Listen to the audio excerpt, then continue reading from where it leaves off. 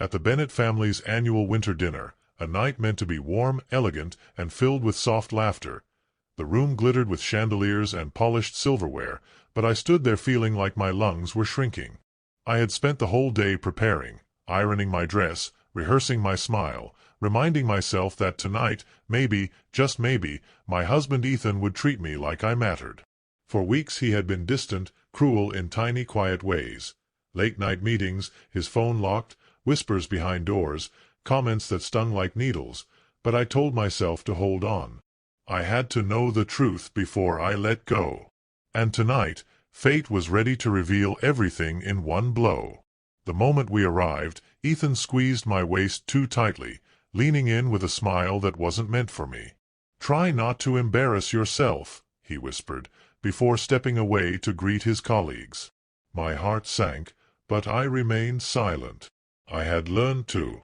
I took my place near the table, surrounded by family, friends, and strangers in formal attire.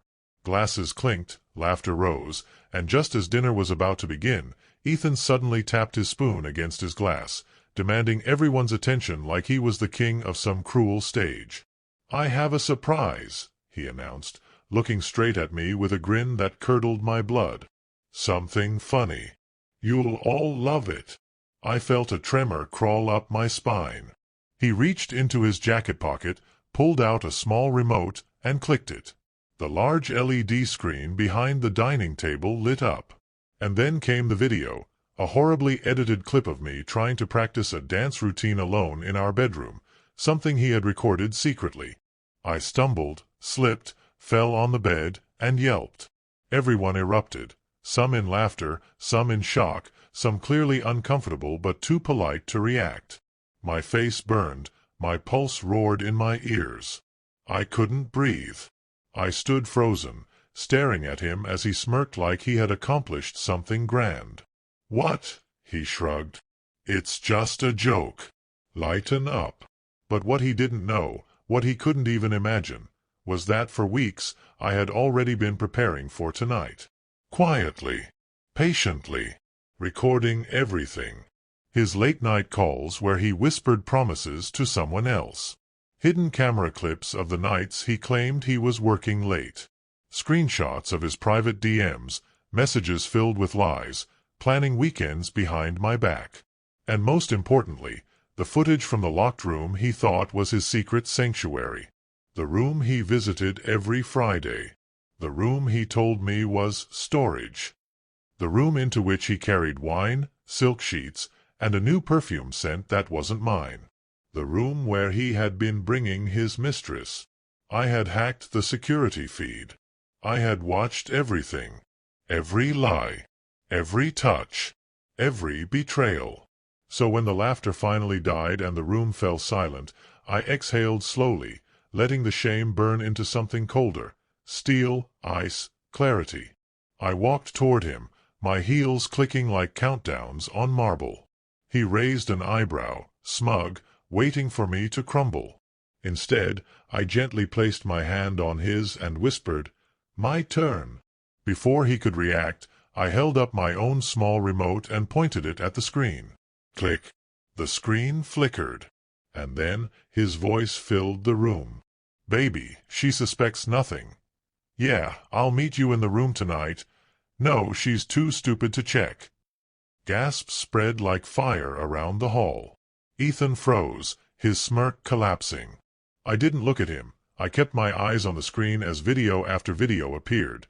Him embracing a woman in that hidden room, kissing her, complimenting her, complaining about me, whispering secrets he thought would stay buried. People stared, stunned, horrified, suddenly aware of the monster among them. Ethan lunged toward the screen, shouting, "Turn it off! Turn IT." But I clicked again. This time, the footage showed him mocking me to his friends, insulting my dreams, my appearance, my heart. His mother gasped. His father stood up, furious. His colleagues stared at him like he was something rotten. The final clip played, a camera angle from last night, showing him with the same woman, laughing as he said, "She'll never leave. She's too scared. Too weak." Silence crashed over the room. I stepped closer, my voice steady. You spent weeks humiliating me privately. Tonight you humiliated me publicly. But unlike you, I don't need to lie to get revenge. I just tell the truth. The mistress, pale as paper, had been hiding near the bar but now stumbled forward, shaking. The entire room erupted with whispers. Ethan grabbed my arm desperately. "Stop this, let's talk, please." I shook off his hand like poison. "You wanted a show?" I said.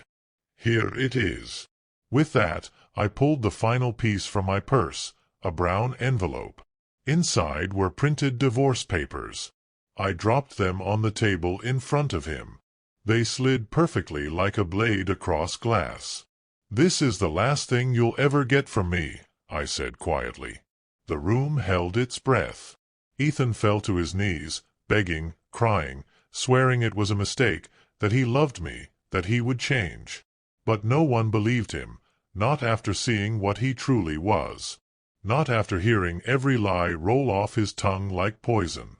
I turned, walking away as the entire hall watched. For the first time in months, I breathed freely. Outside, the cold air kissed my skin like freedom. Behind me, Ethan's world collapsed. His marriage, his reputation, his carefully built facade all crumbling in one devastating wave of his own making. And me? I walked into the night with my head high, knowing I had not only survived, but ended his cruelty with the truth he never thought I had the power to reveal. That night, he humiliated himself far more than he ever humiliated me. And I never looked back.